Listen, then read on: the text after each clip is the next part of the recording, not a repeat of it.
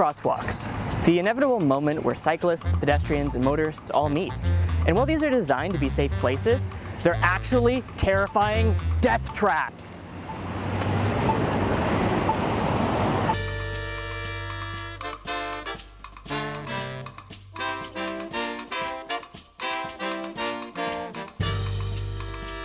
Okay, calling crosswalks terrifying death traps might be a bit of an exaggeration, but the fact is that most of the accidents between motorists, cyclists, and pedestrians occurs here, the good old crosswalk.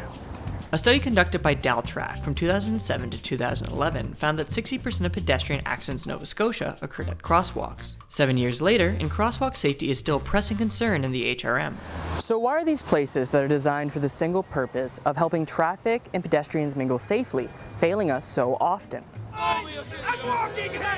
Hey, I'm walking here! I'm walking here! I'm walking here! Well, there are two main reasons for that. And the first, you can probably guess.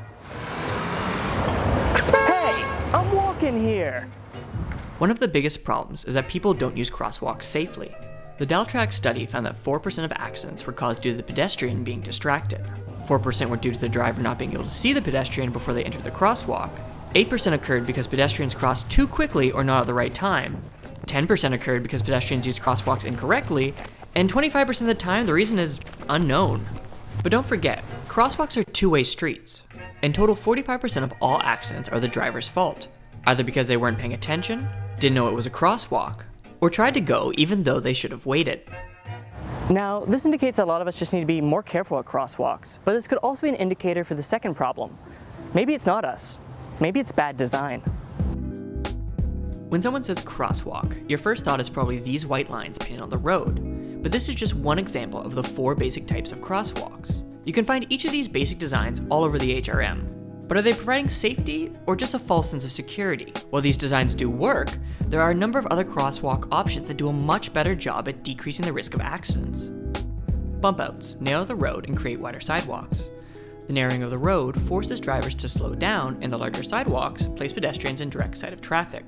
Line design is a simple way of encouraging drivers to pay attention. If a crosswalk has an interesting design, or even an illusionary effect, the driver is more likely to slow down and notice pedestrians. Scramble intersections limit the interaction between crossing pedestrians and traffic. It completely avoids possible collisions from right or left turning vehicles, with the added bonus of allowing pedestrians to diagonally cross the intersection. Raised crosswalks are my personal favorite. Not only do they make the sidewalk more visible to traffic, they ensure that drivers and cyclists slow down. They also make it easier for people with mobility issues by removing curb cuts. But even basic designs can be made a lot safer by adding a few simple features, like flashing lights, providing lighting around and over crosswalks, and removing objects that block pedestrians and motorists from seeing one another. These are just a few examples of how planners and engineers can make crosswalks a little bit safer. It's all about making sure that traffic and pedestrians notice one another.